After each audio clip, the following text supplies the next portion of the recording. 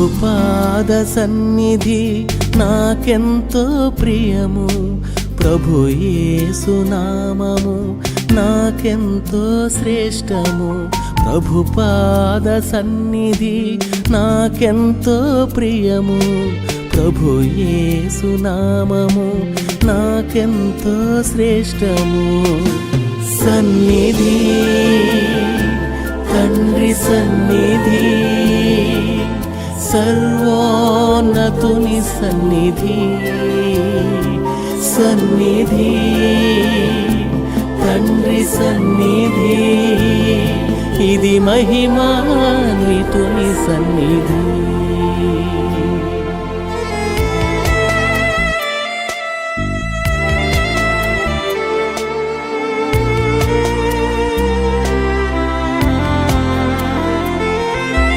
దేవా నీ సన్నిధియే నాకు ఆనందం, ప్రభువా నీ సన్నిధియే నాకు ఆశ్రయము. దేవా నీ సన్నిధియే నాకు ఆనందం, ప్రభువా నీ సన్నిధియే నాకు ఆశ్రయము. నీ దివ్య సన్నిధిలో నే నివసించెదను, నీ గొప్ప నామమును కీర్తించెదను. నీ దివ్య సన్నిధిలో నే నివసించెదను, నీ గొప్ప నామమును కీర్తించెదను. సన్నిధి తండ్రి సన్నిధి, సర్వోన్నతుని సన్నిధి. సన్నిధి సన్నిధి, ఇది మహిమాన్వితుని సన్నిధి.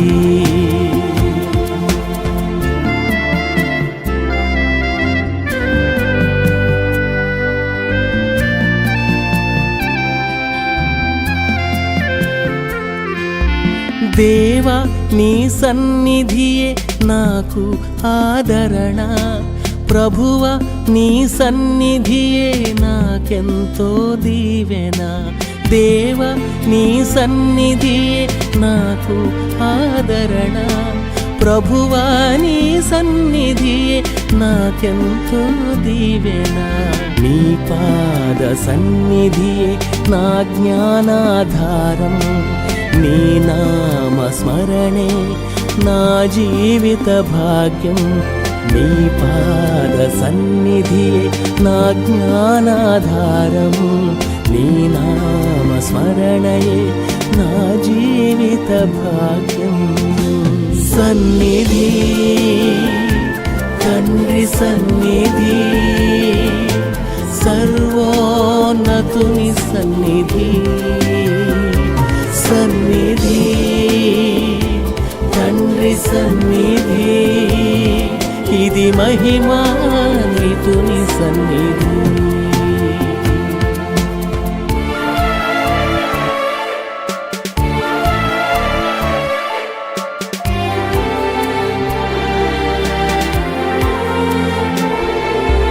దేవా నీ సన్నిధియే నా ప్రాకారము, ప్రభువా నీ సన్నిధియే నా ప్రాణాధారము.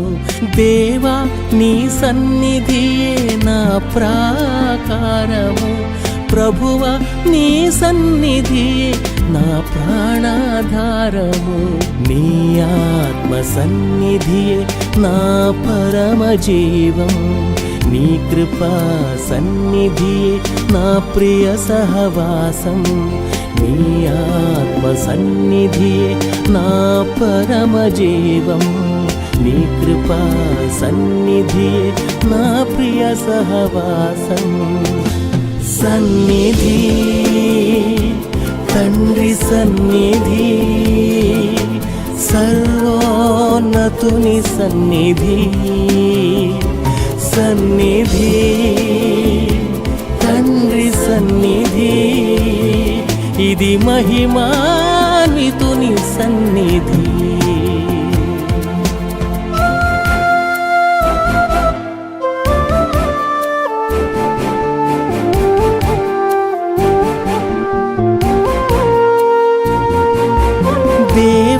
నీ సన్నిధియే నా అభిషేకం, ప్రభువా నీ సన్నిధియే నా అధికారం, దేవా నీ సన్నిధియే నా అభిషేకం, ప్రభువా నీ సన్నిధియే నా అధికారం. నీ అగ్ని సన్నిధిలో నే ప్రకాశింతును, నీ ప్రియదాసునిగా నే జీవించెదను. నీ అగ్ని సన్నిధిలో నే ప్రకాశింతును, నీ ప్రియదాసునిగా నే జీవించెదను.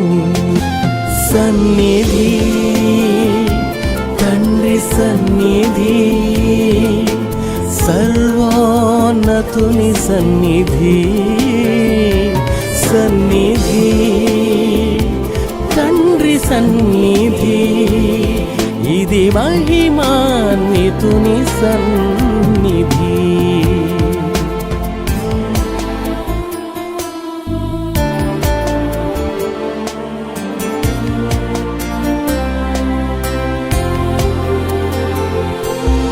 తండ్రి నీ సన్నిధియే నా క్షేమాధారము, ప్రభువా నీ సన్నిధియే నా జీవాధారము.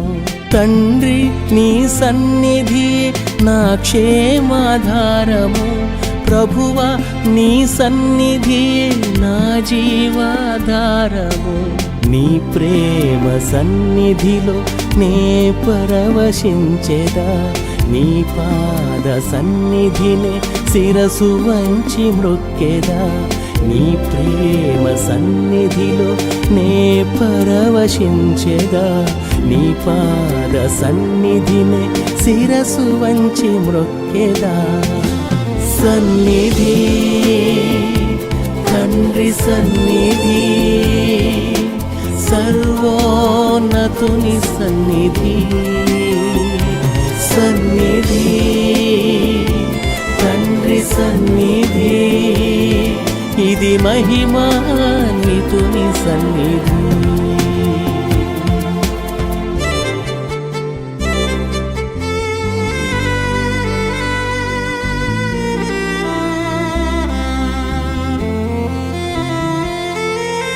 దేవా నీ సన్నిధియే నా ఆత్మకు ప్రకాశం, ప్రభువా నీ సన్నిధియే తీర్చును నా దాహం. దేవా నీ సన్నిధియే నా ఆత్మకు ప్రకాశం, ప్రభువా నీ సన్నిధియే తీర్చును నా దాహం. నీ జీవ సన్నిధియే నింపును నా హృదయం, నీ పవిత్ర సన్నిధియే నా తోడై నడుపును.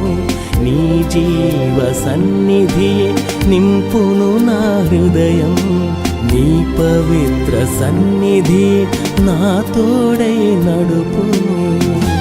సన్నిధి తండ్రి సన్నిధి, సర్వోన్నతుని సన్నిధి, సన్నిధి తండ్రి సన్నిధి, ఇది మహిమాన్వితుని సన్నిధి.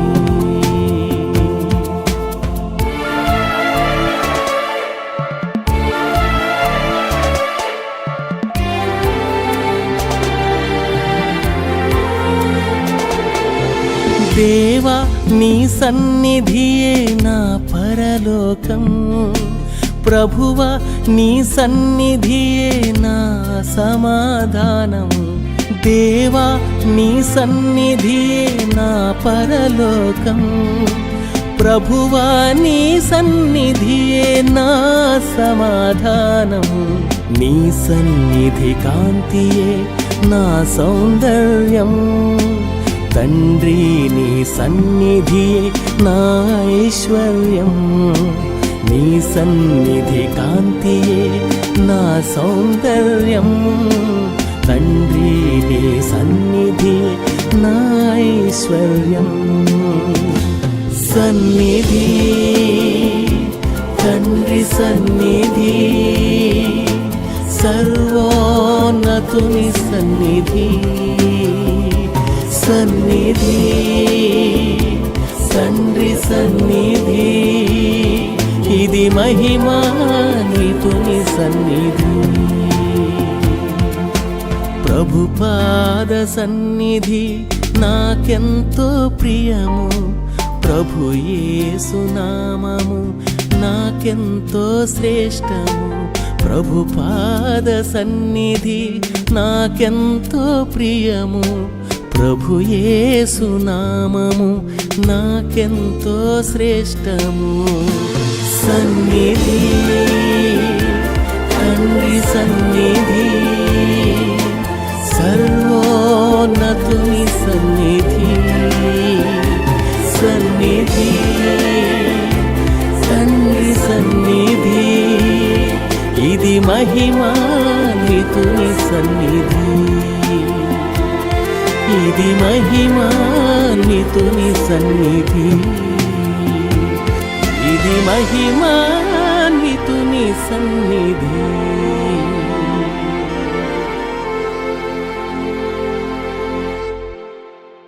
పాట పాడారు. మహిమాన్వితుడై యేసు రాజుగా మళ్ళా చెప్పండి రానై ఉన్నాడు. ఇప్పుడు గాడి మీద వచ్చాడు. సమాధానములకు కర్తగా రాజు వచ్చాడు. యుద్ధం జరిగి రాలా కదా. రేపు తెల్లని గుర్రం ఇస్తాడు, యుద్ధము చేటుకు వస్తాడు ఆయన. కాబట్టి ప్రభు యొక్క రాకడ కూడా దగ్గరలో ఉందనే సత్యాన్ని ప్రస్తుత దినాల్లో మనం చూసే ప్రపంచ వార్తలన్నీ, టెక్నాలజీ, సమస్త పరిస్థితులు ఎలుగెత్తి కేకలు వేయించున్నవి. బైబిల్లో చెప్పే సత్యాలన్నీ వాస్తవము జరుగుతున్నాయని ప్రపంచ వార్తలు, పరిస్థితులు మనకు తేటగా చెప్తున్నాయి. కాబట్టి మరలా చెప్పే మాట ఏంటంటే, మొదటి పర్యాయం ప్రభు వచ్చాడు, శిలువ బలియాగమై ప్రాణం పెట్టి మృత్యుంజయుడు లేచి పరలోకి వెళ్ళాడు, మళ్ళీ రాబోతున్నాడు. అయితే నువ్వు సిద్ధమేనా? ఇంకా సిద్ధంగా చాలామంది లేరు, క్షమాపణ పొందిన వారుగా లేరు, రక్షించబడి కూడా అస్తవ్యస్తంగా అలక్ష్యంగా జీవితాలు జీవించేవారు కూడా లేకపోలేదు. ప్రభు వాక్యం చెప్తుంది, మీరు మీ దేవుని సన్నిధి కనబడుటకై సిద్ధపడండి. దేవుని సన్నిధి కనబడడానికి మనం ఏం చేయాలంట? సిద్ధపడాలి. పరీక్షలో సిద్ధపడ్డావు, అనేకమైన జాబ్స్, ఇంటర్వ్యూస్ కోసం సిద్ధపడుతున్నావు, పెళ్ళిళ్ళ కోసం సిద్ధపడుతున్నావు. కానీ ప్రభు యొక్క ప్రత్యక్షత కొరకు సిద్ధపడాల్సినటువంటి అవసరత ఎంతైనా కూడా ఉంది అని ఈ సందర్భంగా మరొకసారి నేను మీకు జ్ఞాపకం చేస్తూ ఉన్నాను. మంచిది, ఈ సమయంలో దేవుని యొక్క వాక్యం ధ్యానం చేసుకుందాం. ఇక్కడ ఒక టైం పీస్ పెట్టమని చెప్పాను. ఇది అందరికీ, బోధకులకి. ఎందుకంటే బోధించేవారు కొన్నిసార్లు టైం చూసుకోలేకపోతున్నారు, అటు చూడలేరు, ఇటు చూడలేరు. కాబట్టి ఇక్కడ ఇది ఇట్లా ఫిక్స్ చేయమని చెప్పాను. తర్వాత చేస్తాడు ఆశీర్వాదం. దీన్ని బట్టి నేను ఎంత టైం బోధించానని తెలుసుకొని ముగించడానికి అవకాశం ఉంటుంది, నాకైనా సహోదరులకైనా స్పెషల్ స్పీకర్స్కైనా కూడా. కాబట్టి దేవుడు దీన్ని దీవించి ప్రతిష్ఠించగాక. ఆమేన్. సమయాన్ని సద్వినియోగం చేసుకుందాం. ఇప్పుడు ఈ టైం ప్రకారం 12:09 అంటే 12:10 స్పెషల్ సందర్భం కాబట్టి కొంచెం లేట్ అవుద్ది. అట్లాగే నేను గంటల చెప్పాను, వీలైనంత వరకు త్వరగా ముగించడానికి నేను ప్రయత్నం చేస్తాను. ప్రభు వాక్యంలో మనం కొన్ని లేఖన భాగాలు ధ్యానం చేసుకుందాం ప్రియులారా. సూటిగా నేరుగా వాక్యం దగ్గరికి వెళదాం. కొన్ని ప్రత్యేక సత్యాలు ధ్యానం చేసుకొని వాక్య సత్యములో మనం ప్రతిష్ఠించుకొని ప్రభు యొక్క మరణాన్ని మనం ప్రచురిస్తూ రెట్టిలో పాత్రలు చేవేద్దాం. ప్రియ దేవుని ప్రజలారా, మరి ఈ సమయంలో 2వ వృత్తాంతములో మనందరికి తెలుసు, ఆ యొక్క 4వ అధ్యాయంలో నుంచి మనము కొన్ని వచనాలు చదువుతూ వచ్చాం. అయితే అందులో ఒక్క మాట చదువుదాం. ఇప్పుడు చాలాసార్లు చదివాం కాబట్టి ఒక్క మాట, అందులో నుంచి ఒక పదము మనం తీసుకుందాం. 2వ దినవృత్తాంతుల గ్రంథము 4వ అధ్యాయములో 5వ వచనం. అది బెత్తెడు దళము గలది, దాని అంచు గిన్నె ఎంచు వంటిదై తామర పుష్పములు తేల్చబడి ఉండెను. అది 30 పుట్ల నీళ్లు పట్టును. మన అది 30 పుట్ల నీళ్లు పట్టును. చాలండి. ప్రభు తన వాక్కులను దీవించును గాక. పోయిన ఆదివారం చెప్పినటువంటి సంగతులు మీరు జ్ఞాపకం చేసుకుంటే, సముద్రపు తొట్టి దాని యొక్క పర్పస్సు ఏమి చెప్తూ వచ్చాను. అది ఎంత పెద్ద తొట్టి అయినా కూడా, ఎంత గంభీరంగా ఉన్నా కూడా, 7.5 అడుగులు ఎత్తున్నప్పటికీ కూడా అది కనుక ఖాళీగా ఉంటే దాని యొక్క ప్రయోజనము ఏమీ లేదు, చూపుడికే ఉంటుందన్నమాట. Just show business. విశ్వాసులమైన మనము మన సంఘములో, సమాజములో షో బిజినెస్ కొరకు బతికే వారంగా ఉండకూడదు. నన్ను చూడు, నా గొప్ప చూడు అనేది కాదు ఇక్కడ. నన్ను చూడు, నాలో ఉన్న జీవజలపు ఊటైన యేసుని చూడు అనేటటువంటి సాక్ష్యము మనం పొందుకోవాలి ప్రియులారా. ఈ రోజుల్లో యేసు క్రీస్తు జీవజలమును నింపుకున్నది కంటే కూడాను స్వార్థముతో, గర్వముతో, పనికిమాల లోకాశలతో నింపుకుంటున్నటువంటి దేవుని ప్రజల జీవితాలు కోకొల్లలుగా ఉన్నాయి. అందుకని అది ఇంకా చాలా సబ్జెక్ట్ ఉంది, కానీ చెప్పాలని ప్రేరణ కలగలేదు. అది చాలా అనిపించింది. మరలా చెప్తున్నాను, ప్రియ సహోదరుడా, సహోదరి, సేవకులారా, నాయకులారా, మీరు ఎప్పుడు ఏమని చెక్ చేసుకోవాలంటే, మీరు దేనితో నింపబడి ఉన్నారు అనేది గుర్తు చేసుకోండి. అపోస్తల కార్యములు 6వ అధ్యాయంలో పరిచయం చేయడానికి విశ్వాసముతో, కృపతో, ఆత్మతో నిండుకున్నటువంటి 7 ఏర్పాటు చేశారు. They are filled with faith, spirit of God, holy spirit, grace of God అనగా దేవుని కృప అన్నిటితో నింపబడినటువంటి వారు కేవలము దేనికి ఏర్పాటు చేయబడ్డారంటే భోజనం పంచేదనకట. జస్ట్ స్మాల్ బిజినెస్ అనిపిస్తుంది కదండి. న్యాయంగా, పద్ధతిగా భోజనం వడ్డించడానికి 7 మంది సెలెక్ట్ చేయబడ్డారు. వాళ్ళు ఎలాంటి వాళ్ళు అంటే చదువులేని వాళ్ళు, ఏమి చేతగాని వాళ్ళు కాదండి. సాధారణంగా అలాంటి పనులు ఏమి పెద్దగా తెలివి లేని వాళ్ళు, జ్ఞానం వాళ్ళు చేస్తారు అనుకుంటారు పని. కానీ దేవుని సన్నిధిలో మనం జ్ఞాపకం చేసుకోవాలి, దేవుని సన్నిధి ప్రతి చిన్న పని కూడా ఆత్మ పూర్ణత కలిగిన వారుగా, ఆత్మతో నింపబడినటువంటి బిడ్డలుగా మనం దేవుని సేవ చేయాలి. ఈవెన్ చిమ్మే పని కూడా వాక్య ప్రకారం చూస్తే నీవు దేవుని ఆత్మచేత నింపబడి పనిచేయాలి. సహోదరులు ఆత్మతో నింపబడి పనిచేయాలి. ఏ చిన్న పనైనా సరే, పెద్ద పనైనా సరే. సిస్టర్స్ అలా చేయాలి, ఎవరి బిడ్డ చేయాలి. సేవకులు అలా చేయాలి. ఎందుకంటే నీరు లేనటువంటి ఆ గంగాళము దండగా వేస్ట్ అన్నమాట. ఈ సత్యం ఇంకా అనేక రకాలుగా ఉంది. నేను దాన్ని మరలా తవ్వను, మీరే ఆలోచన చేసుకోవాలని ప్రభుపేట మనం చేస్తున్నాను. ఇప్పుడు ప్రభు ఇచ్చినటువంటి సందేశము, లేఖన సత్యాలు కొన్ని మీ ముందు తీసుకొస్తాను పిల్లరా. ఇక్కడ మనం చూసినటువంటి లేఖన భాగం ఏంటంటే, ఆ యొక్క మరి తొట్టిలో ఉన్నటువంటి పరిస్థితి మనం గమనించినట్లయితే అది 30 పుట్ల నీళ్లు పట్టును అని ఉంది. 30 పుట్ల, అది కూడా గమనించాలి. 30. దేవుని వాక్యము ప్రతిదీ కూడా స్వచ్ఛమైనది, విలువైనది. మొదటిగా 30 అనే సంఖ్య కొంచెం ఆలోచన చేద్దాం. 30 అనే సంఖ్య ఆలోచన చేస్తే ఇది 30 పుట్లు అంటే ఇక్కడ మీకు చెప్పాను, దాదాపు ఎన్ని లీటర్ల నీళ్లు గుర్తుంది ఎవరికైనా?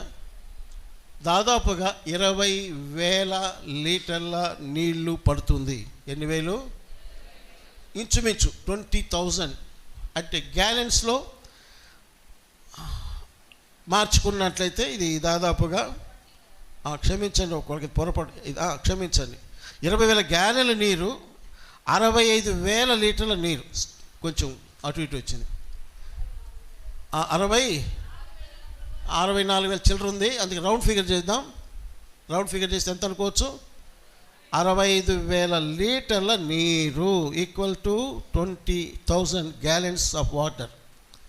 మీరు సింపుల్గా 65,000 లీటర్ల నీరు పట్టేటటువంటి తొట్టి ఇది, పెద్ద తొట్టి.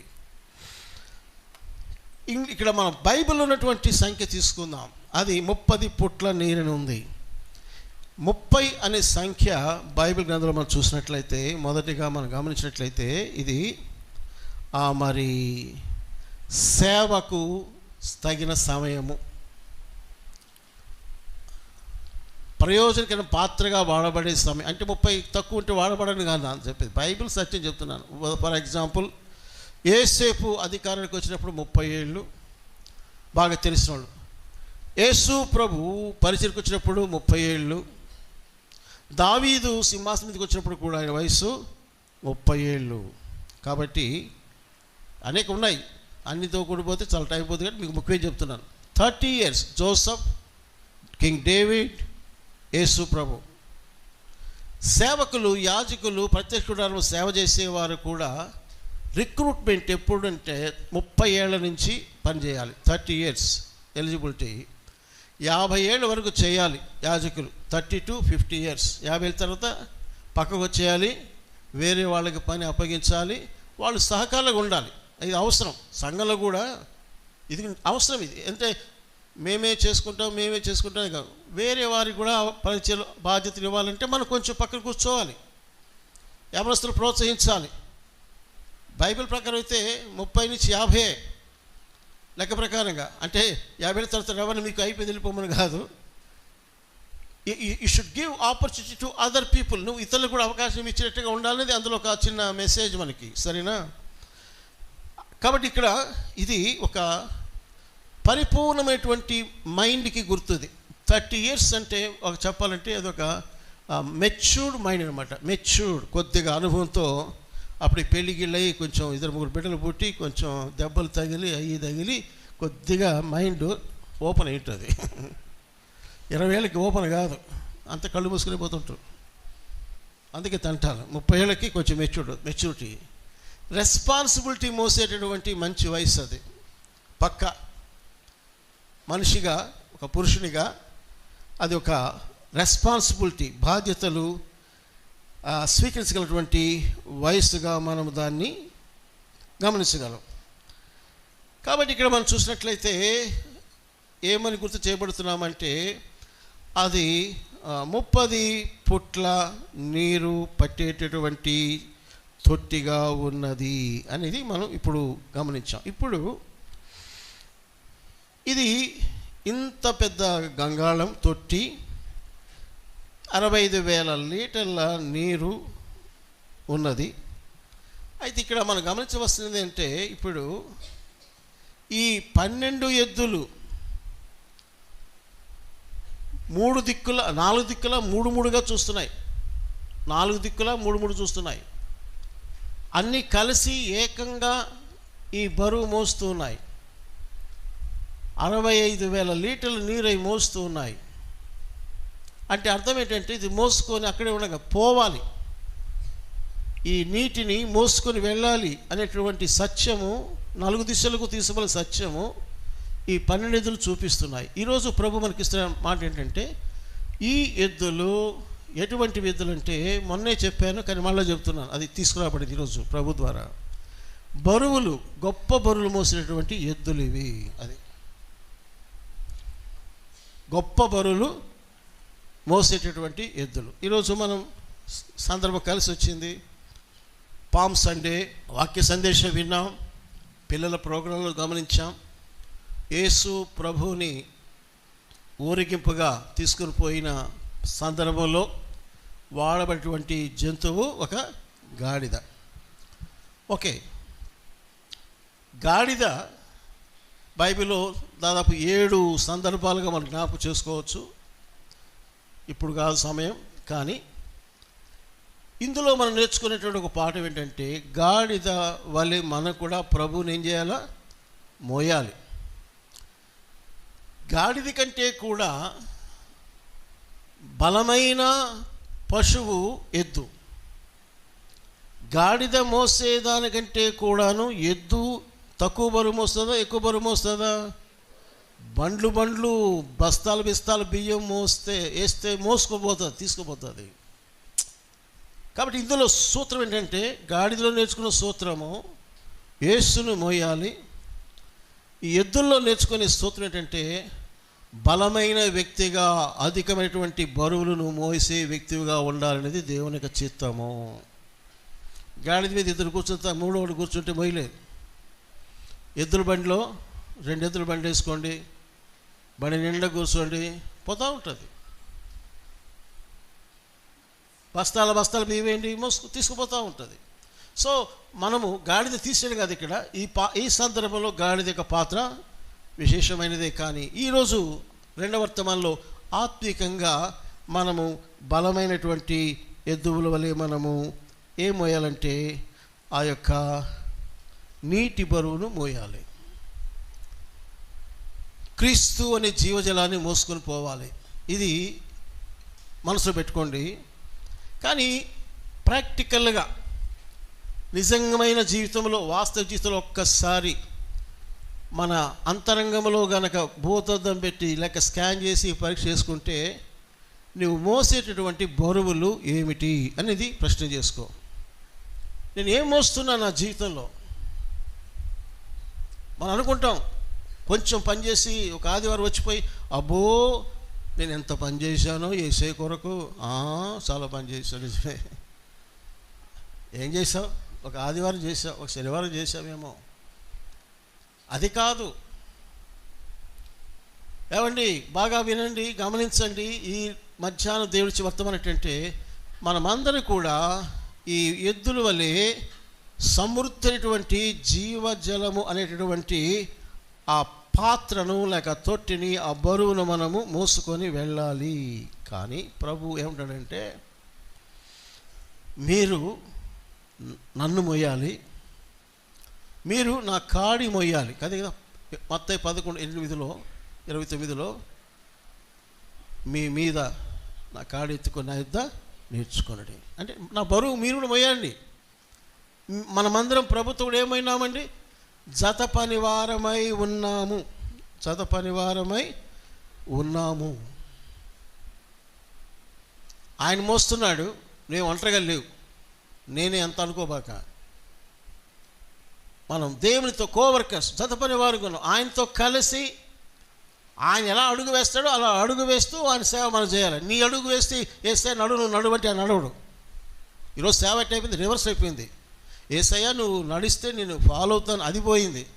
ఏసయ్యో నేను ఎటు పోతాగా నా వెంబడిరా, ఫాలో మీ అంటున్నారు సేవకులు, నాయకులు. ఎన్నటికీ అది మంచిది కాదు. జాగ్రత్త. మన జీవితంలో ఎప్పుడు కూడా యేసు ప్రభు చెప్పినటువంటి పిలుపు, ఫాలో మీ, నన్ను వెంబడించండి, నేను మిమ్మల్ని మనుషులు పట్టు జాలులుగా చేతును.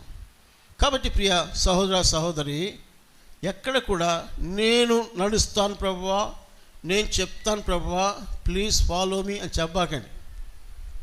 చెప్పరు కానీ చేస్తూ ఉంటాం మనం. అట్లా ఎన్నిసార్లు చేయలేదు?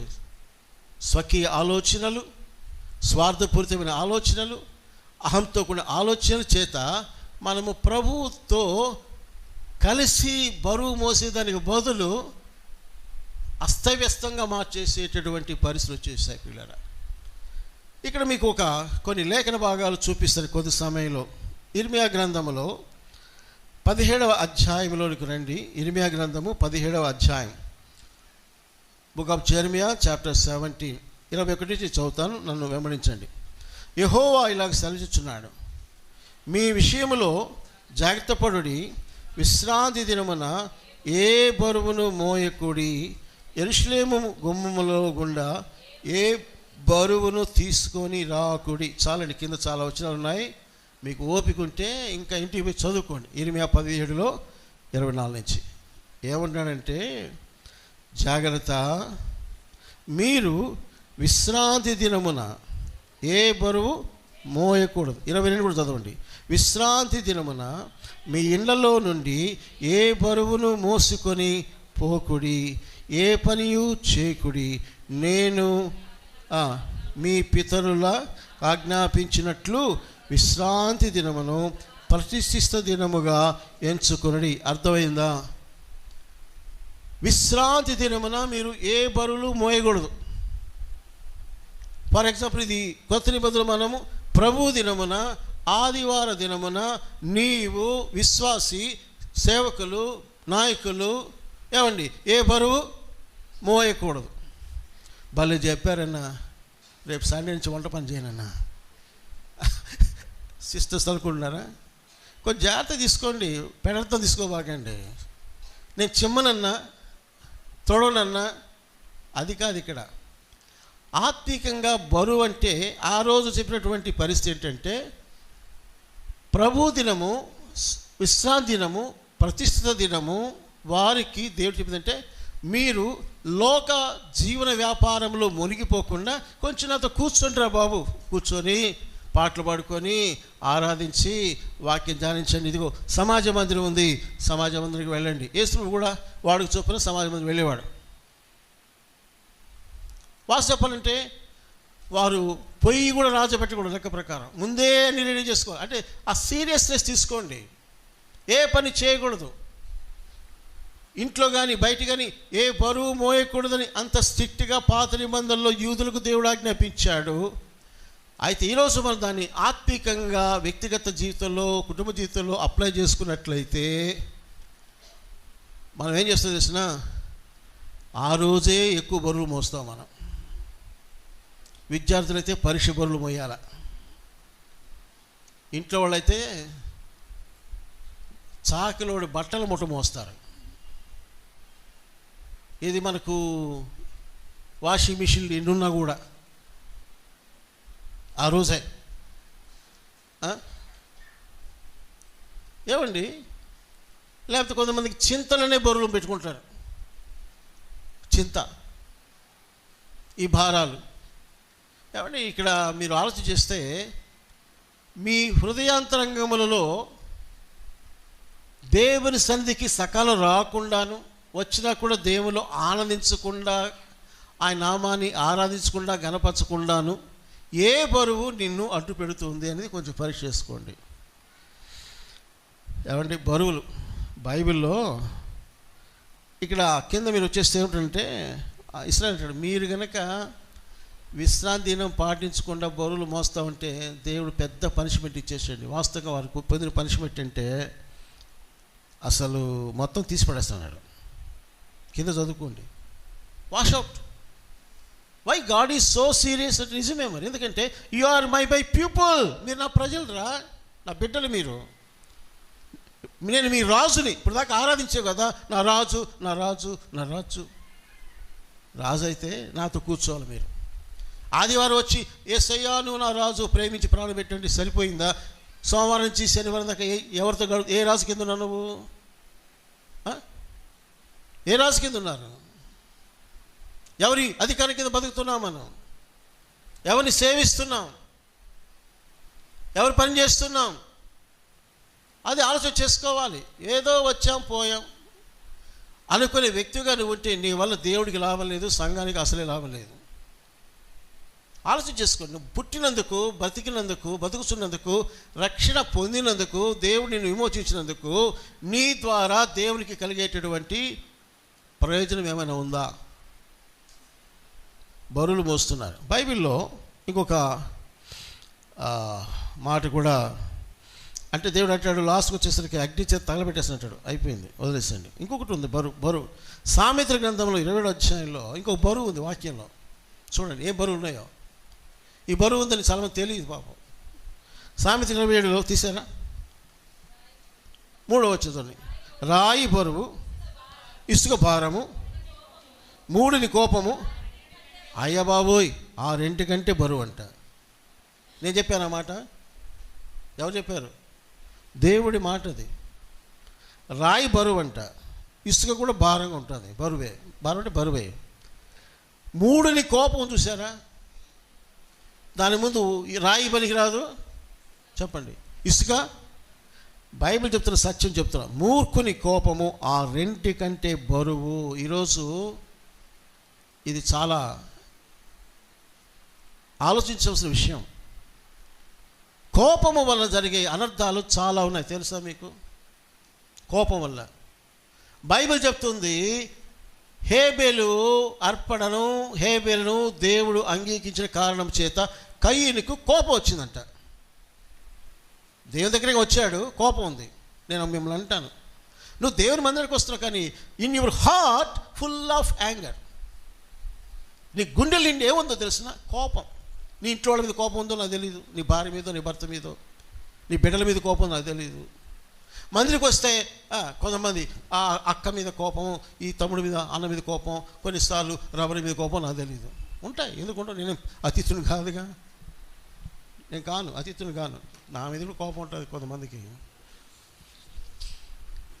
ఈ కయీను కోపం ఏం చేసింది? మేలు చేసిందా కీడు చేసింది చెప్పండి? అతను నరహంతకుడిగా మార్చేసింది. గుర్తుపెట్టుకోండి, కోపము వెరీ వెరీ డేంజరస్. అంటే అసలు ఎప్పుడు కోపం రాదా అంటే మనం ఇక్కడ ఉన్నాం, కోపం వస్తుంది. బైబిల్ ఏం చెప్తుందంటే నీ కోపానికి కారణం ఉండాలా. కోపానికి ఏముండాలి? అది కూడా కోపపడు కానీ పాపము చేయొద్దంది. ఒకవేళ కోపపడితే కూడా వెంటనే దాన్ని ఏం చేయాలా చెప్పండి? తీసేసుకోవాలి. భార్య భర్త తగాదా వచ్చింది, గొడవ వచ్చింది, కోపపడ్డావు, ఎన్ని రోజులు పెట్టుకుంటావు కోపం? నీ భార్య మీద, భర్త మీద, నీ బిడ్డల మీద చెప్పండి. ఆ రాత్రికి పోవాలా, సన్సెట్ సూర్యాస్తంలో వెళ్ళిపోవాలంది. ఈ కోపం అనేటటువంటిది చాలా బరువు. నేను చెప్తున్నాను, ఈ కోపం నీలో ఉంటే you are not happy in the presence of God. దేవుని సన్నిధిలో సంతోషంగా కూర్చోలేవండి. నేను చెప్తున్నా, దేవుని ఆత్మ మాట్లాడమని మాట్లాడుతున్నా. వచ్చావో కూర్చున్నావు, కానీ నీ గుండెల్లో ఎవరి మీద కోపం, దేని కోపం నాకు తెలియదు, కానీ you are not so joyful in the presence of God. దేవుని సన్నిధిలో ఆనందమైన లేదు, ఎందుకంటే లోపల మండుతా ఉంది. అమ్మే వాడు, అమ్మే అది, అదిగో మా మమ్మీ, మా డాడీ, ఇదిగో మా కొడుకు. ఏ సంగమా, విశ్రాంతి దినమన బరువులు మోస్తున్నావు, విడిచిపెట్టండి, ప్రభు సన్నిధికి ఆనందించండి. ఏమండి, కోపము, మానము, ఆగ్రహము విడిచిపెట్టము, వ్యసనపడకము, అది కీడుకే కారణం. విడిచిపెట్టే. కోపం వస్తుంది, రాదు, నాకు వస్తుంది రాకుండా. అంటే అదే పెట్టుకుని ఉంటాను అందరి మీద, నా బిడ్డలైనా మీరైనా. కాసేపు చలో అంతే, మర్చిపోవాలంతే. బరువుగా పెట్టుకోబాకండి కోపాలు, ద్వేషాలు, అసూయలు, పగలు. ఇంటి వాళ్ళైనా సరే, బయట వాళ్ళు సరే, సంఘం ఎవరికైనా అది వర్తిస్తుందండి పిల్లరా. కేవలం ఒక ఇంటికి కాదు, ఒక సంఘం కాదు, అన్ని స్థితిగతుల్లో. కొన్నిసార్లు మన వ్యక్తిగత పాపమే మన మీద బరువుగా ఉంటుంది తెలుసా? కీర్తనకారుడు 32లో 4వ వచనం అంటాడు, దివారాత్రులు నీ చెయ్యి నా మీద బరువుగా ఉండెను అంటాడు. ఎందుకు? పాపాన్ని బట్టి. నీ బరువు ఏంటి చెప్పటవా? నీ జీవితంలో విడిచిపెట్టని పాపమే ఒక బరువు. ఏ అక్క, చెల్లి, అన్న, తమ్ముడు, పెద్దలారా, విడిచిపెట్టని పాపము అది ఒక బరువు. నువ్వు పైకి నవ్వుతుండొచ్చు, ఆ బరువు నేను కొంగదీస్తూ ఉంటుంది, లోపల వేధిస్తుంది కదా మనస్సాక్షిలో. అందుకనే ఆ కీర్తన, నా పాపము, నా దోషమును కప్పుకొనక నీ ఎదుట నా పాపము ఒప్పుకొంటిని అంటాడు 5వ వచనం. సో పిల్లరా, ఎందుకు ఇంకా నీ మనస్సాక్షిలో ఈ పాపం అనే భారాన్ని మోస్తున్నావు? మోయాల్సింది ప్రభువుని. ఆ బరువు మోయండి. అది మొయ్యుడులా నువ్వు పనికిమాలిన స్వభావాలు, కోపతాపాలు, అసూయలు, ద్వేషాలు, పగలు, స్వార్థము, అహంకారము, ఒప్పుకొనని పాపము. తెలుసు ఇది పాపం నీకు. విడిచిపెట్టలేవా? జయించలేవా? జయించాలంటే మార్గాలు ఉన్నాయి దేవుని వాక్యంలో. ఉండి, ఉపవాసం ఉండి, మొరబెట్టు, విశ్వసించు, దేవుడు నీకు ఆ బరువు నుంచి విడుదలిస్తాడు. ఏమండి, ఇంకొక అనుభవం కూడా మనం చూడొచ్చు. అదేంటంటే అది యేసు ప్రభు చెప్పినటువంటి బరువులు, మత సంబంధమైనటువంటి బరువులు కూడా ఉన్నాయి.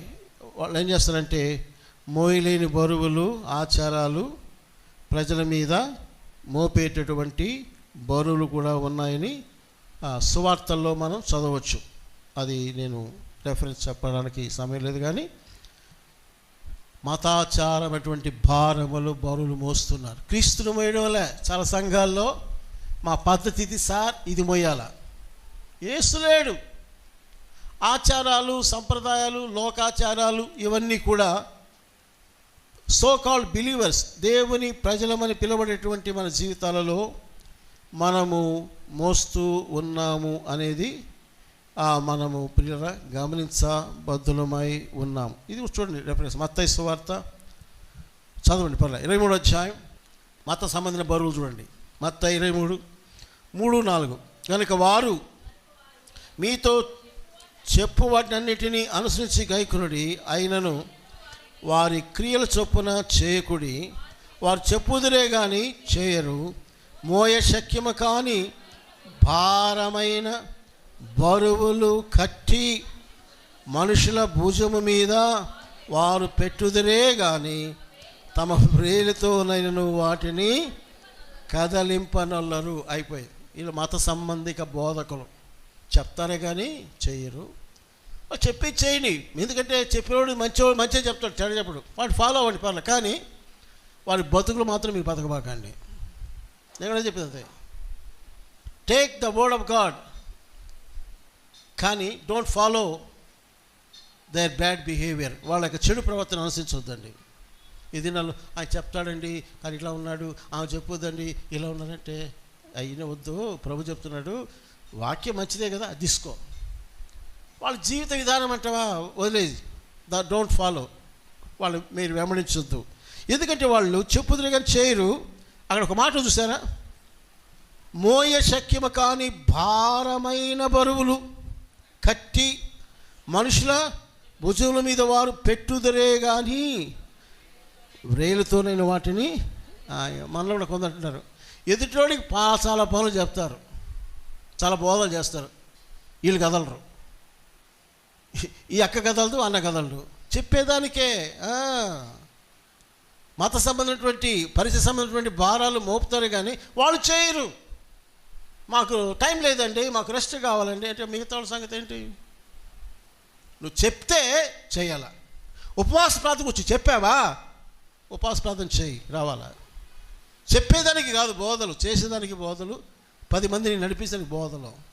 పరిశుద్ధంగా జీవించాలని చెప్పావా, నువ్వు పరిశుద్ధంగా జీవించు, ఇతరులకు మోడలుగా నిలబడు. ఇది అవసరం. ఇది వాక్య ప్రకారముగా జీవించేవారై ఉండవలని అంటాడు యాకోబు తన పత్రికలో 1వ అధ్యాయంలో కదా. కాబట్టి పిల్లరా, నేను మొదటి భాగంలో మీకు ఏమని జ్ఞాపకం చేస్తున్నానంటే, మనము ఎలా ఉన్నామంటే, మనం ఎవరిని మోయాలి చెప్పండి. స్వరాలు లేవా తల్లి? గట్టిగా అరవండి.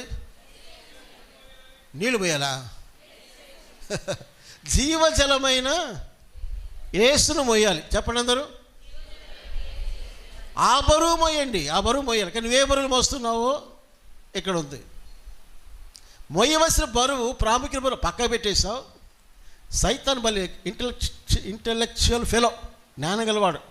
వాడు ఏమిటంటే, అబ్బాయి, ఓ బ్రదరు, సిస్టరు, మీరు చాలా బరువులు మోస్తున్నారులే అంటాడు. ఏం మోస్తున్నావు అది చూపించడం.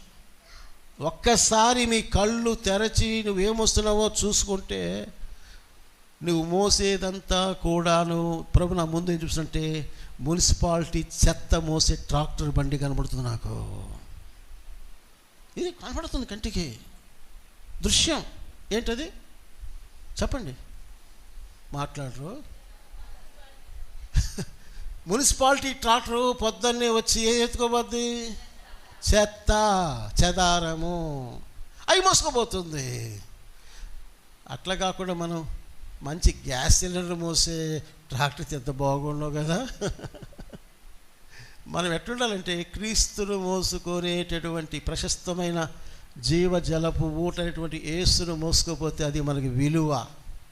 కానీ విశ్వాసి సహోదరుడా, సహోదరి, పరిశుద్ధాత్మ దేవుడు నాతో చెప్తున్న మాట ఏంటంటే, విలువైన వాటిని మోయట కంటే కూడా లోక సంబంధమైనటువంటి చెత్త, శరీర సంబంధమైనటువంటి చెత్తను మోసుకొని పోయి ప్రజల సంఖ్య బాగా పెరిగిపోయింది. ఈనాడు సంఘాలలో పెరిగిపోయింది.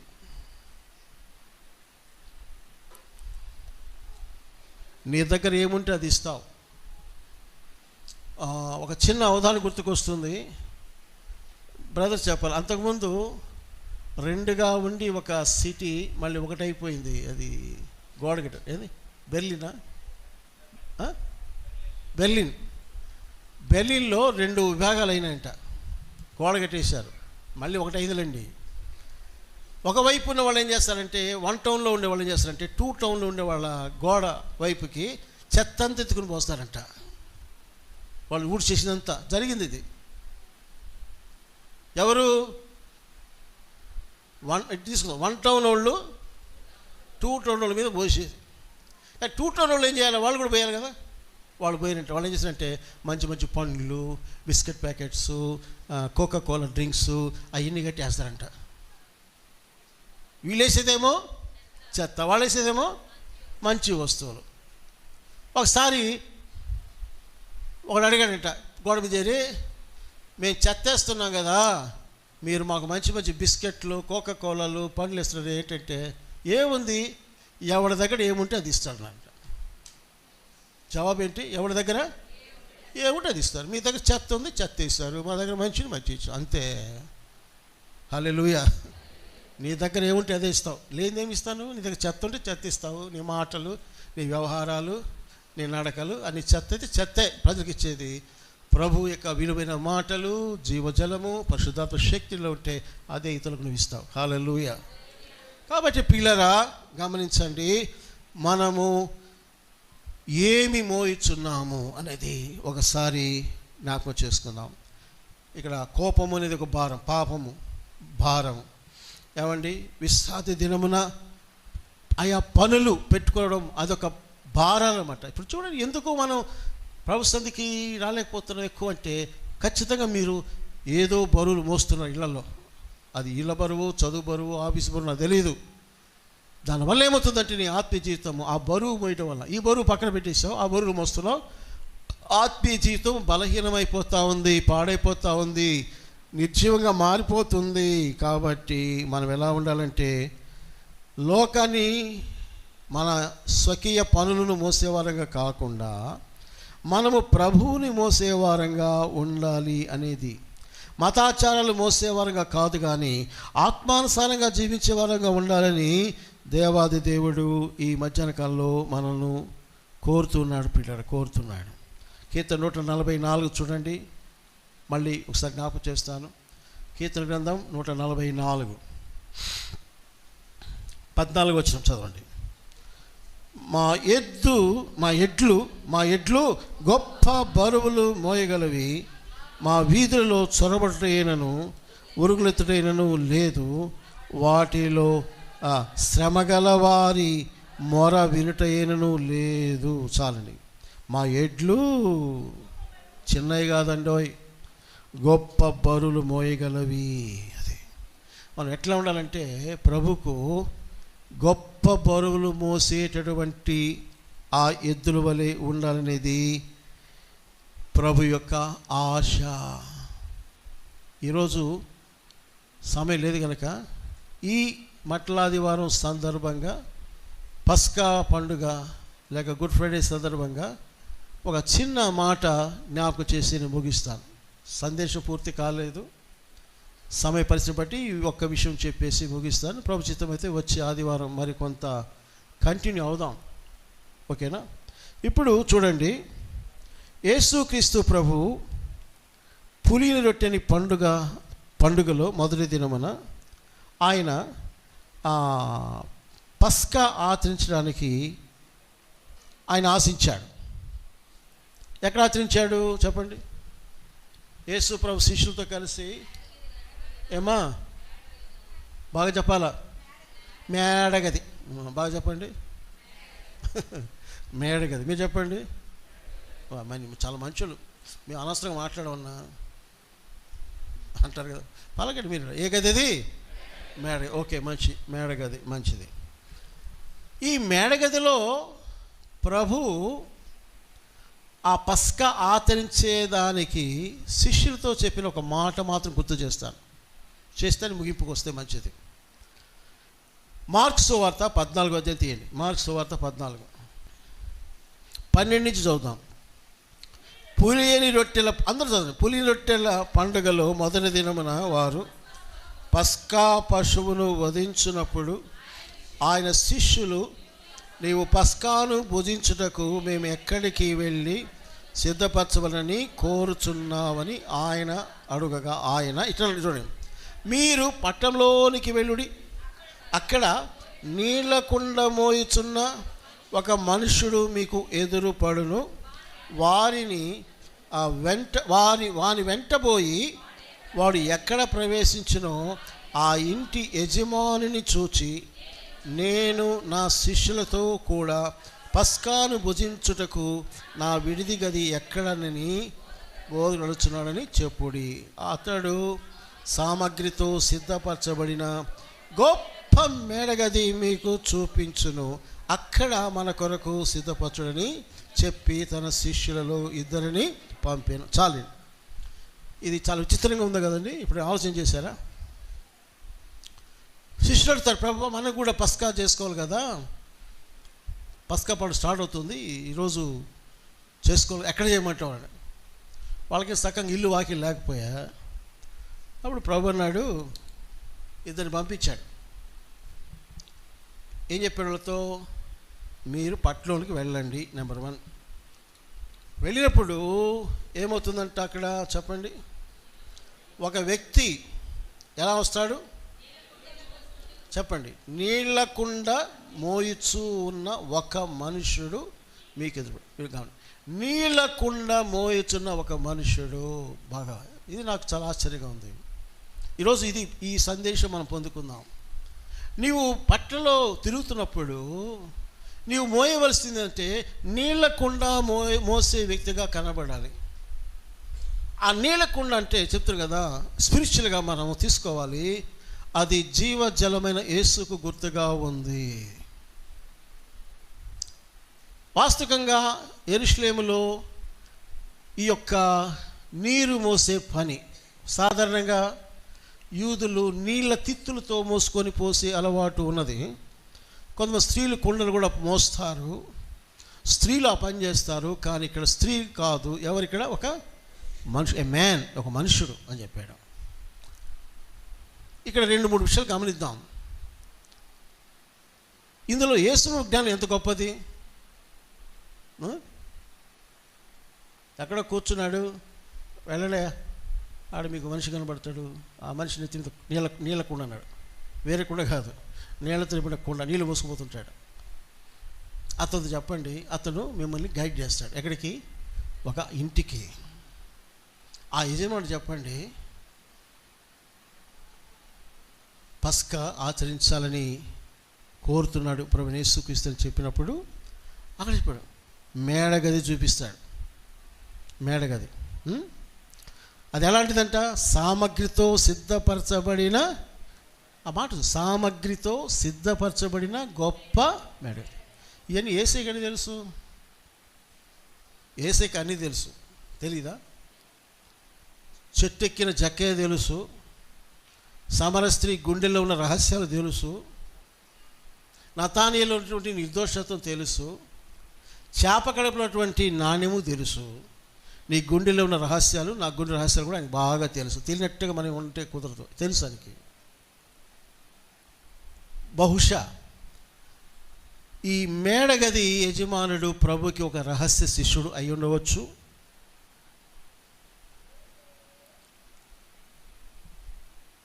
అది వాస్తవమై ఉండొచ్చు, ఎందుకంటే చెప్పంగానే అన్ని ఏర్పాటు చేశాడు. అలాగే ప్రభు కూడా ముందుగానే ఒకరు చెప్పి ఉంటాడు, ఇట్లా నేను పంపిస్తున్నాను పలానా టైంలో, ఇదంతా సీక్రెట్గా జరగాలి, ఏదో సందడిగా జరిగేది కాదు అన్నట్టు కూడా చెప్పి ఉంటాడు. అది మనకు తెలియదు, తెలియని విషయాలు ఎందుకు. కానీ తెలిసిందల్లా ఏంటంటే మన కంటికి కనబడే తేటైన సత్యం ఏంటంటే, ఒక మనుష్యుడు మీకు కనబడను, ఆ మనుషుడు యొక్క తల మీద ఉంటుంది, ఏమొస్తుంటాడు అతను? నీటి కుండ మోయును, అతడే మిమ్మల్ని నడిపించేవాడు. ఇక్కడ నేను అడిగిన ప్రభువా, ఇందులో మేము ఏం నేర్చుకోవాలి పాఠం అంటే అన్నాడు, నా బిడ్డ నా ప్రజలకు చెప్పు, అందరూ కూడా యేసుక్రీస్తుని ఆ జీవజలపు కుండను మోస్తే ఏమండి ప్రజలు నిన్ను గుర్తిస్తారు. శిష్యులు ఆయన దగ్గరకు వచ్చినట్లుగా ఈ కుండను మోసే వ్యక్తి దగ్గరికి వచ్చినట్లుగా నీ దగ్గర కూడా ప్రజలు వస్తారు. అయ్యా, మాకు క్షమాపణ భాగ్యం ఎక్కడ దొరుకుతుంది, అయ్యా మా ఆత్మీయదాహం ఎక్కడ తీరుతుంది అని అడుగుతారు. వారిని తీసుకురావాలి ఎక్కడికంటే ఈ మేడగదికి ఇక్కడ ఈరోజు ప్రభు అన్నాడు, సంఘంలో తీసుకురండి, సంఘంలో నడిపించండి, ప్రభు ప్రేమను వారికి బోధించండి, ప్రభు యొక్క శరీరం యొక్క విలువ, లోక పాప పరిహారం కొరకు ఆయన చెందించిన రక్త విలువని మీరు ప్రకటన చేయండి. కాళ్ళ చేతితో వెళ్తున్నావు, కాళ్ళ చేతితో వస్తున్నావు, నీ చేతిలో ఏదైనా ఒక సువార్త కరపత్రిక పెట్టుకుంటే ఎంత బాగుంటుంది, సువార్త చెప్తే కలిసి ఒకరికైనా ఎంత బాగుంటుంది. ఈ రోజున మనం దాన్ని విన్నప్పుడు సాధకం చేసుకుందాం. కుండ మోయాలి, నీటి కుండ మోయాలి. నీటి కుండ మోసే వ్యక్తి right person to guide to right place. ఏమండి, ఈ నీటి కుండను మోయేవాడు కలిగిన వాడే సరైన వ్యక్తి, అతడు మాత్రమే సరైన స్థలానికి నడిపించగల వ్యక్తి. ఆ వ్యక్తిగా నీవు నేను ఎందుకు ఉండకూడదు? ఆలోచించేయండి. కాబట్టి ప్రియ దేవుని ప్రజలారా, జీవజలపు ఊరినటువంటి యేసు క్రీస్తును మనం మోసుకుపోతాం. గాడిద మోసింది, మంచిదే, విన్నాం, చూసాం. రెండవ వర్తమానంలో ప్రభు చెప్తుంటే మరలా చెప్తున్నాడు, నన్ను మోయండి, మీరు నా బరువు మోయండి, నా కాడిని మోయండి, సువార్త పరిచయ భారాన్ని మోయండి, సిలువ ప్రేమను ప్రకటించండి, మోయండి, దాని ఒక బాధ్యతగా భారంగా మోయండి మీరు. కానీ మీరు పట్టని మనస్సుతో, నిర్లక్ష్య మనసుతో జీవిస్తే మందిరపు తలుపులు, సేవా ద్వారములు మూయబడిపోతాయి అంతే. ఈ కుండ మోయకపోతే, ఈ నీరు మోయకపోతే the doors will be closed at any time. అవి అట్టనబాకన్నా కొన్ని సంఘాలు జరుగుతుంటే ఉన్నాయిలే, సంఘాలు ద్వారాలు తెరుచున్నారు మనుషులు, కానీ జీవము లేని సంఘాలుగా ఉన్నాయి. క్రీస్తు లేడు అక్కడ. లవదిక సంఘంలో యేసు లేడు. తలుపు తడుతున్నాడు, తలుపు తీస్తారా అంటున్నాడు ప్రభు. అది అవసరమా మనకి? అది అవసరమా? ఆ స్థితికి మనం వెళ్ళాలా? నువ్వు వెళ్ళాలా? నీ వ్యక్తిగత జీవితంలో మారిపోవాలన్నా? వద్దొద్దు. నీ యొక్క లోపల నుండి సమృద్ధి జీవజల ధారలు ప్రవహిస్తూ రావాలి. కానీ నీ జీవితంలో ఈ జీవజల ధార అటువంటి భారము మోసేదానికి బదులుగా లోకపు బరువులు, సమస్య బరువులు, భారాలు శత్రువు తెచ్చిపెట్టి మనం తెచ్చుకునే కొన్ని భారాలు మోసుకుంటూ నలిగిపోతూ కన్నీరు గారుస్తూ, ప్రభు సారీ ఏనుకోబాక, నీ భారం మోసే శక్తి నాకు లేదంటున్నాం. కాబట్టి ప్రార్థన చేసుకుందాం, ప్రభుతో చెప్దాం, అంగీకరిద్దాం. ప్రభు నిజమే, వ్యర్థమైన బరువులు మోస్తున్నాను, లోకపు బరువులు, స్వభావంలో ఉండే బరువులు, ఆచారాలు అనే బరువులు మోస్తున్నాను, అనేక పనుల భారాలు మోస్తున్నాను. నీ ఇంటికి కూడా సరిగ్గా రాలేకపోతున్నా, ఆరాధన చేయలేకపోతున్నా, ఆనందంగా వచ్చి వాక్యం విని బలపడలేకపోతున్నాను, క్షమించు. అలాగే ఈ యొక్క నీటి కుండను, మరి నీళ్ళ కుండ మోచినటువంటి ఆ వ్యక్తి వలె నన్ను చేయి ప్రభువా. ఆ వ్యక్తి ఆ యెరూషలేము వీధుల్లో ఆ కొండ మోస్తూ వెళ్ళిన కారణం చేతనే మేడగదికి, శిష్యులను, యజమానునికి పరిచయం చేశాడు. నేను కూడా ఈ జీవజల పుట్ట నిన్ను అనేకలు పరిచేసి నీ ఇంటికి, నీ భోజన బల్ల ఉన్న స్థలానికి, నీ ప్రేమను ప్రకటించే స్థలానికి నేను వారిని సమకూరుస్తాను ప్రభు అని నిర్ణయం చేసుకొని, సరి చేసుకొని, ఆ బాధ్యతను తీసుకొని ప్రభు యొక్క మరణాన్ని ప్రచురిస్తూ రొట్టెలో పాత్రలో మనం చేయవేద్దాం. ప్రార్థన చేసుకుందాం. కళ్ళు మూయండి. కొద్ది నిమిషాలు పరీక్ష చేసుకోండి.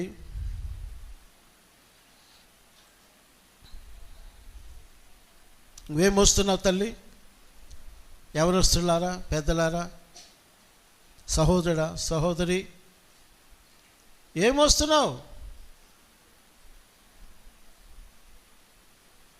ఒక్కసారి గమనించుకో. మున్సిపాలిటీ ట్రాక్టర్ వలె నువ్వు విలువలేని వాటిని మోసుకొని వెళ్ళిపోతున్నావేమో.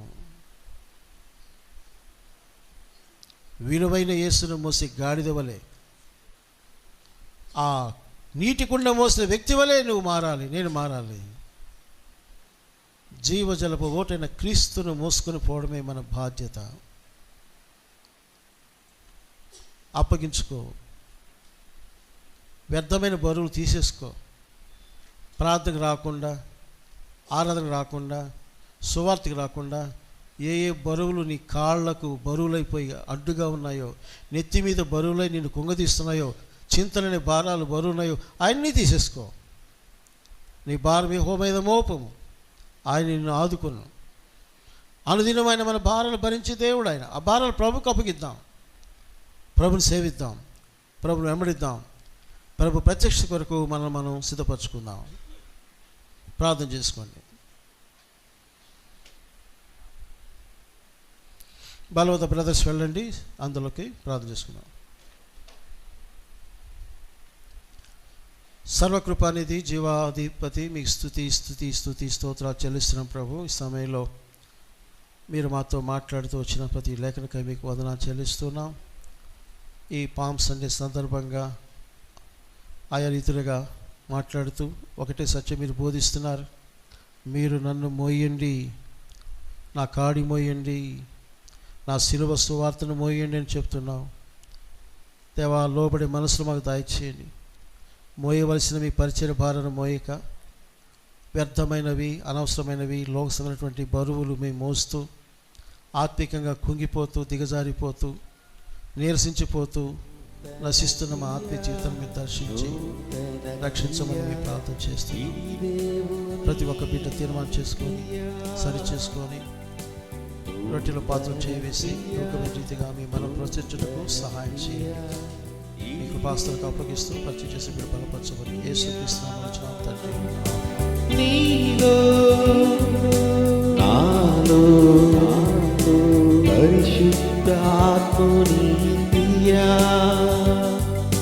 నీలో నాలో పరిశుద్ధాత్ముని క్రియా, ఇది దేవుని నూతన క్రియా, ఇది దేవుని నూతన క్రియా.